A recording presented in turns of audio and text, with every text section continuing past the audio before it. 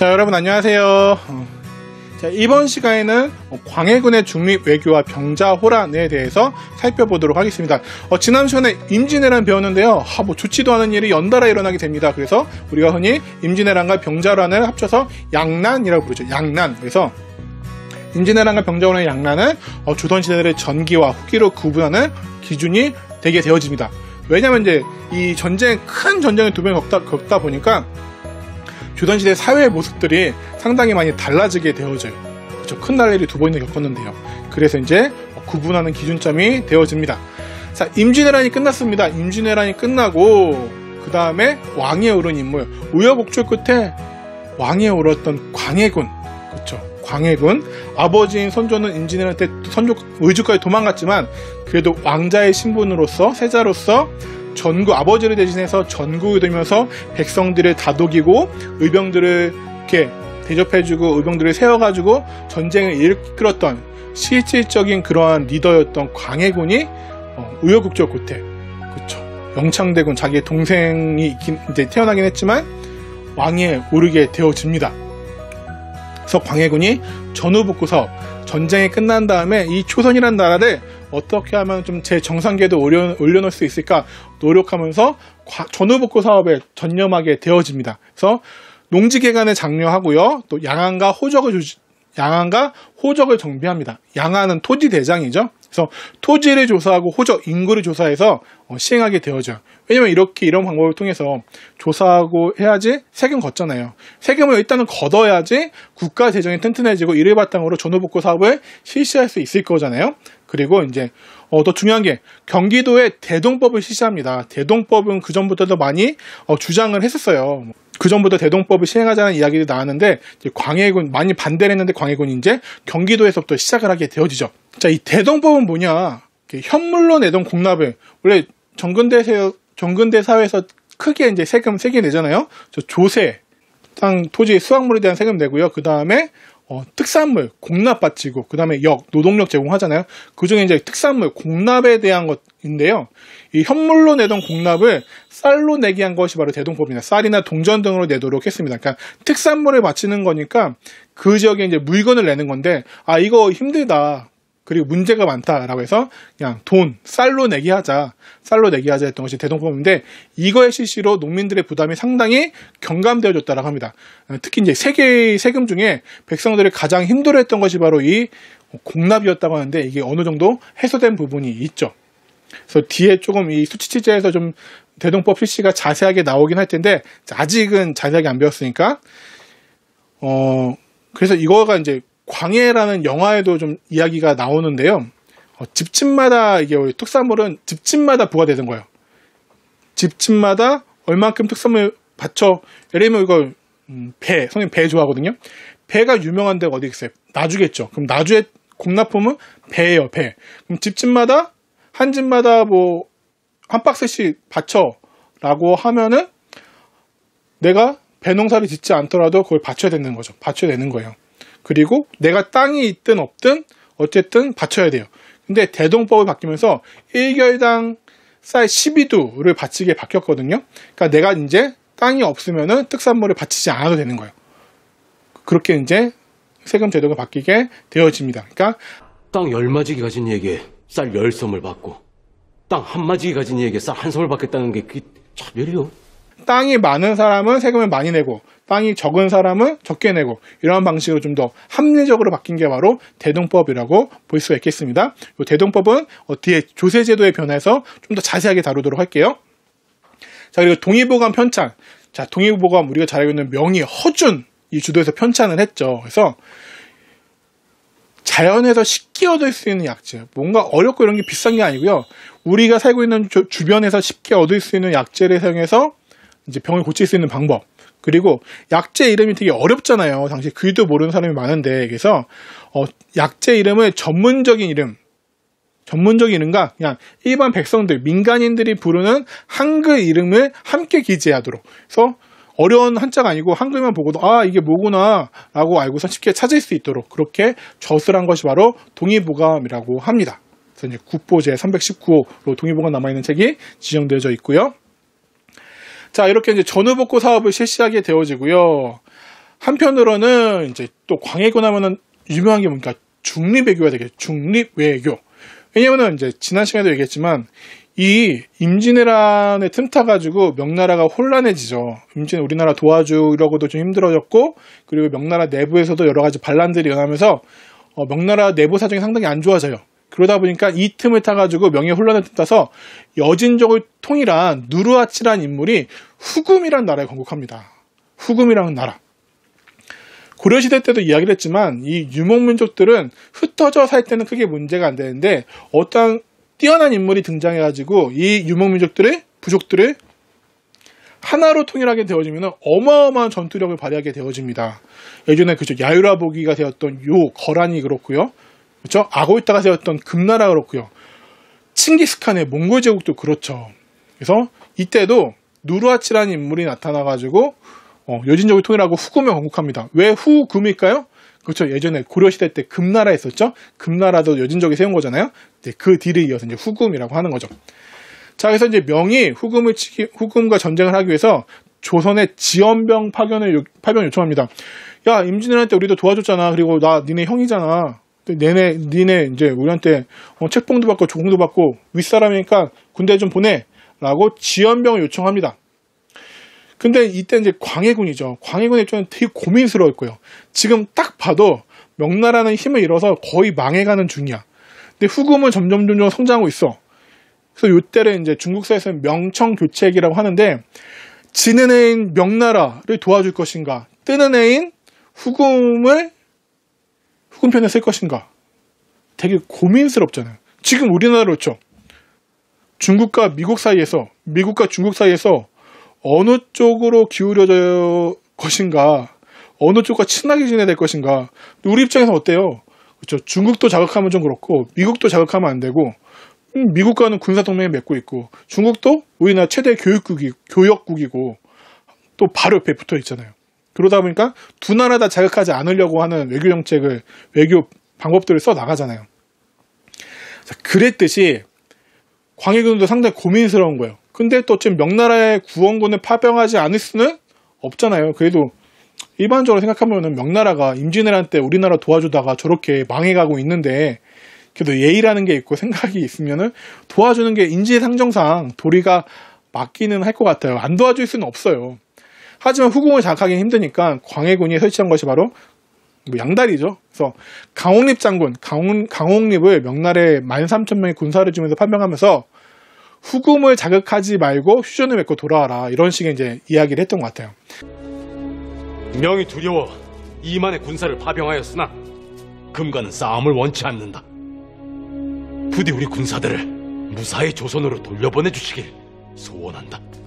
그래가지고 강홍립 장군이 출병은 하지만 곧 후금에 투항을 하고, 우리가 원해서 파병된 것이 아니고 이런 상황이니까 이해해주기 바란다 라고 잘 이야기를 하게 되어지죠. 그래서 명나라의 요구에 따라서 군대를 보내면서도 후금과의 충돌을 피하기 위해 중립외교를 펼치게 되어지죠. 그래서 이 광해군이 예전에 선생님 어렸을 때는 거의 연산군과 동격으로 나쁜 놈 취급받았는데, 최근에 들어서는 또 중립외교 이런 부분들과 하면서 광해군에 대한 평가가 좀 더 우호적으로 바뀐 게, 약간 좋은 점으로 바뀐 부분들이 있습니다. 그런 것이 바로 이 중립외교 실리적인 모습들이 그런 평가에, 광해군에 대한 평가에 많이 반영이 된 것이 아닌가 싶습니다. 하지만 이러한 중립외교에 반대하는 사람들, 말이 안 된다라고 했던 사람들이 있었죠. 누굽니까? 바로 서인들, 그렇죠? 서인들이었습니다. 자, 그래서 서인이 이런 광해군의 정책을 비판, 진짜 광해군의 정책, 중립외교 이런 것들을 비판하고 싶었던 건지, 권력을 차지하고 싶었던 건지는 알 수도 없지만, 중립외교를 반대하면서 광해군을 쫓아내고 인조를 왕위에 올립니다. 그게 바로 뭡니까? 인조반정이 되죠. 광해군의 중립외교 정책, 후금의 좀 우호적이었던 광해군의 중립외교 정책에 반대해서 정권을 잡은 인조와 서인들, 그럼 광해군의 정책과 반대로 해야지 이 반정의 명분이 쓰겠죠. 그래서 조선의 외교 정책이 중립외교에서 무엇을 바뀌게 되어져요? 중립외교에서 친명배금, 명나라하고 아주 친하게 금나라는 배척한다라는 친명배금 정책으로 바뀌게 되면서 후금을 배척하게 되어집니다. 자, 그러자 무엇이 터집니까? 그렇죠. 호란. 여진족이 그래? 니네가 요즘에 대세를 모르는구나 하고 쳐들어오게 되죠. 그래서 호란이 발발하게 되어집니다. 그래서 이제 호란의 발발 내용들을 좀 살펴보도록 하겠습니다. 자, 호란, 이제 호란의 배경 보면요, 배경. 서인의 친명배금 정책이요, 그리고 명군의 가도라고 해서 지금 평양도 이제 그 압록강 하구 좀 밑에는 가도라는 섬이 있었거든요. 거기에 명나라 군대, 모몰룡이라는 명나라 군대가 주둔하고 있었어요. 거기가 이제 여진족들의 근거지 바로 코 밑이거든요.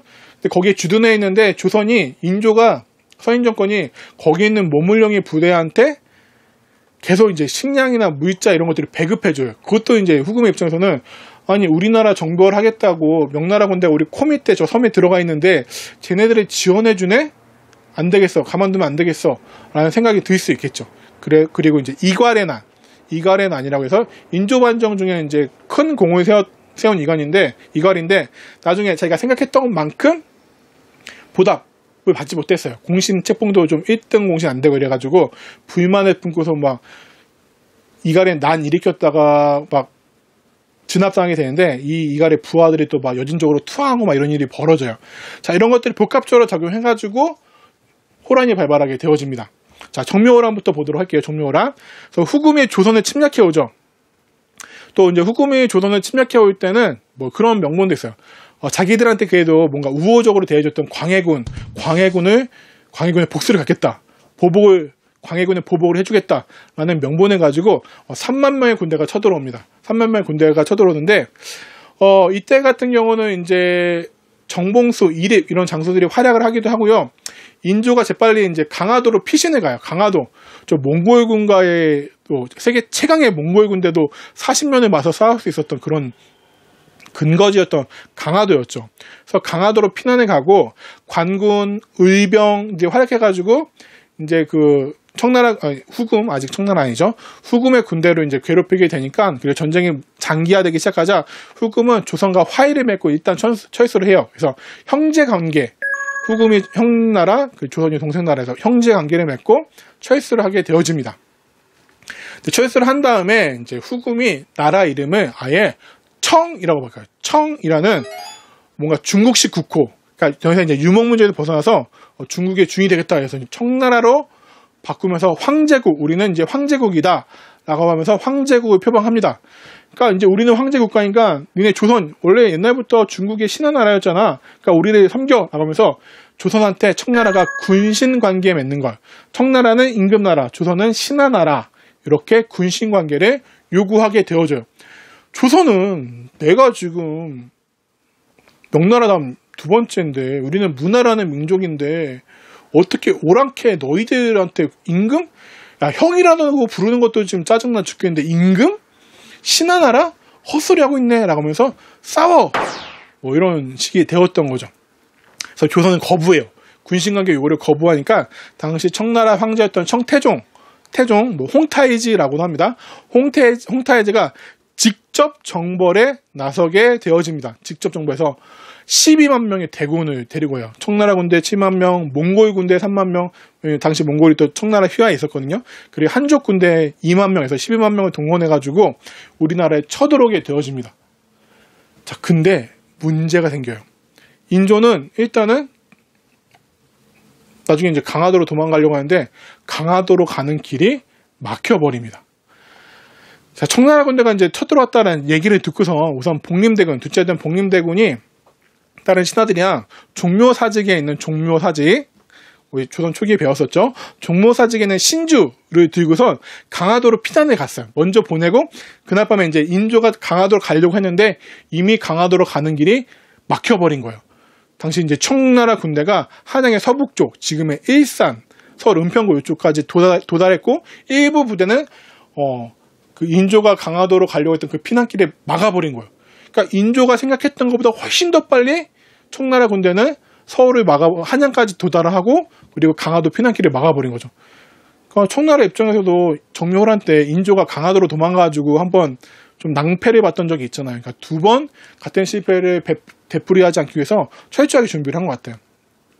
그리고 이제 청나라 당시에 우리나라 진격 방법에서도 이제 약간 좀 생각했던 건 달랐어요. 그래서 청나라 군대는 군대를 크게 두 개로 나눠가지고 한 군대는 패싱 전략. 그러니까 빨리 한양까지 쳐들어가는 거야. 그러니까 성이 있으면은 가다가 한 도시가 있으면 여기에서 조선 군대가 싸우는 게 아니라 그냥 다 피해서 그냥 빨리 한양으로 진격을 해버리고 뒤에 오는 군대는 이 조선 군대 하나씩 쳐 부수면서 내려가는 거예요. 그러니까 한 군대는 빨리 내려가고 한 군대는 조선 군대를 이제 섬멸하면서 오는 거죠. 그러면은 이 군대 입장에서는 이렇게 첫 번째 한양 청나라 군대가 이렇게 빨리 지나갈 때 군대를 내가지고 뒤쫓을 수도 있잖아요. 근데 뒤쫓지 못하죠. 왜냐면은 한 군대가 지나갔어도 뒤에서 다른 청나라 군대가 오기 때문에 얘네를 막아야 돼요. 제가 그렇게 머리를 잘 써가지고 생각했던 것보다 진짜 빠른 시간에 한양까지 오게 되어지죠. 그러자 강화도로 가는 기모이 끊겨버리자 결국에는 이제 어디로 갑니까? 남한산성으로 가게 되어집니다. 당시 이주판사였던 최명길이 이제 좀 시간을 벌기 위해서 청나라 군대에 가가지고 이제 술과 고기를 가져가가지고 왜 쳐들어오셨어요? 뭐 원하는 게 뭐예요? 어떻게 하면 될까요? 뭐 이렇게 시간을 끄는 사이에 인조하고 소현세자가 이제 남한산성으로 피난을 갔다라고 이제 합니다. 자, 그렇게 해서 남한산성 피신을 갔지만 그 안에서 항전하는데 산성이잖아요. 거기 이제 군대도 있고 뭐 하지만 거기서 머물 수 있는 식량이나 이런 것들이 이제 몇십여, 한 50여 정도 이상 머물기는 힘든 그러한 무이자들이 있었다라고 합니다. 그래서 거의 40일 좀 넘게 45일 가까이 항전을 했지만 결국에는 이제 항복을 하고 나오죠. 그 안에서 이제 주전파와 주화파 싸우자라는 쪽과 화친을 맺자. 그래서 재작년인가 남한산성에 이제 영화도 나왔었죠.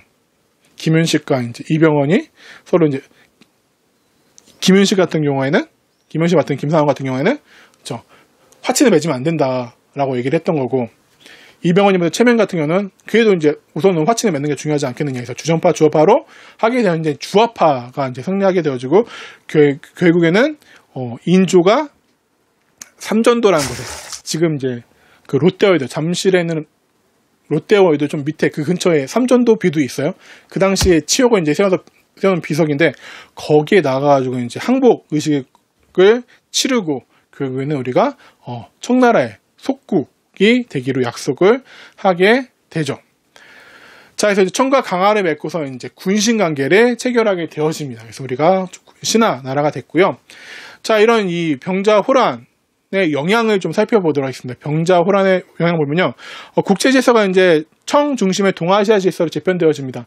우리나라까지 정벌한 청나라는요, 교회는 이제 명나라까지 무너뜨리고 중국의 주인이 되어지면서 동아시아에서 이제 동아시아를 이끄는 그런 나라로 성장하게 되어집니다. 물론 19세기 되면서 이제 영국과 아편전쟁 이렇게 치르면서 이빨 빠진 호란이 전락하게 되어지지만 17, 18세기에 청나라, 뭐 강희제, 옹종제, 걸륜제 이럴 때는 정말 최고의 전성기를 누리게 되어집니다. 그리고 청나라에 이제 수많은 인지가 막대한 공무들을 납부하게 되는 피해를 입게 되어지죠. 특히 이제 수만 명, 어떤 기록은 수십만 명이라고 하는데요. 많은 사람들이 청나라에 잡혀가요. 그러니까 일부러 청나라 군대는 수많은 포로들을 끌고 가려고 했던 것 같아요. 그러니까 이들을 데려가서 노비나 이렇게 하인으로 불리려고 했던 것보다 일부러 엄청나게 많이 데려가서 야, 니네 이 끌려간 사람들 다시 니네 데려가려면은 돈 얼마 내야 돼. 그러니까 쉽게 말해서 납치한 다음에 납치를 풀어주기 위해서는 돈을 요구한 납치가를 요구한 거예요. 그래서 양민을 아예 전리품으로 보고 속가 다시 자기 나라로 돌아가기 위해서 바쳐야 되는 돈을 받아내기 위해서 많은 양민들을 데려갑니다. 그래서 이런 돈을 마련하는 것이 이제 사회 문제로 떠오르기도 하고요. 또 더 큰 사회 문제로 떠오른 것이 어쨌든 잡혀갔다가 돈을 받고 풀려나든 도망쳐서 풀려나든 돌아왔던 사람들이 있어요. 남자는 그 문제가 아니지만 여자들이 문제가 됩니다. 그래서 이 돌아온 여자들을 뭐라 부릅니까? 그쵸, 환양녀라 부르죠. 환양녀. 지금은 잘 쓰진 않지만 그래도 얼마 전까지도 약간 좀 나이가 좀 있으신 분들이 좀 이렇게 행실이 안 좋은 여자들, 또 행실이 안 좋다라는 기준은 또 함부로 매기면 안 되겠죠. 근데 약간 예전 사고방식을 가지고 계신 분들이 어쨌든 그들이 보기에 행실이 안 좋다라고 여겨지는 여자들의 환양년이라는 좀 비속어처럼 사용했죠. 근데 이 환양년이라는 말 자체가 실상을 알고 보면은 저 전쟁통에 납치돼서 끌려갔다가 돌아왔어요. 돌아왔는데 당시에 성리학적 이념에 의해서 야 모랑캐한테 끌려갔으면은 순절해서 자결해서 죽어갖고 정절히 지켜야지 살아서 돌아와? 몸이 더럽혔을 거야 분명히. 해가지고 이 환양년에 대한 문제들이 심각한 사회 문제가 되기도 합니다. 근데 이건 누가 잘못한 거예요? 여자가 잘못한 거예요? 그렇죠. 여자들을 지켜주지 못한 남자들의 잘못이죠. 전쟁에서 져놓고 온 남자들이 지금 당시 나라 이끌던 사람들 누굽니까? 지금이야 여성 관료들도 여성 군인들도 많이 있지만 당시 나라 이끌던 군인들, 정치인들, 왕 다 남자잖아요. 그럼 잘 해서 자신들의 아내와 딸들과 어머니를 잘 지켜주든지 지켜주지도 못해놓고선 돌아왔는데 어떻게든 살아 돌아왔는데 손가락질하면서 자결을 은근히 바라고 요구했던 그런 문제들이 생기기도 합니다. 그래서 나중에 인조가 이제 어디 가서 이제 씻고 이러면은 그런 게 다 없어진다라고 얘기하기도 했지만 어쨌든 이제 그 집안 자체에서는 되게 집안의 수치, 부끄러움으로 여겨서 또 살아서 돌아왔지만 자결하는 그런 일들도 벌어졌다고 합니다. 또 이제 그 많은 공물을 납부해야 됐죠. 그래서 많이 바쳐라면 이제 수많은 요구사항들을 들어줘야 했고요. 그리고 무엇보다도 또 인조의 아들이었던 아들이었던 소현세자 복림대군이 아예 첫날에 인지로 끌려가는 등 그런 일도 많이 당하게 되어집니다. 자, 그렇게 해서 이제 호란 해가지고 이제 영양, 국제질서, 청 중심으로 동아시아 국제질서가 재편되어지고요. 우리로서는 어쨌든 전쟁이 졌으니까 막대한 공납과 곡물과 인질들 데려오기 위해서 이제 돈을 또 바쳐야 됐고, 또한 그 이후에도 뭔가 요구하는 것들이 들어줘야 되는 그런 관계, 군신 관계로 나갈 수밖에 없었다라는 것까지 살펴보았습니다.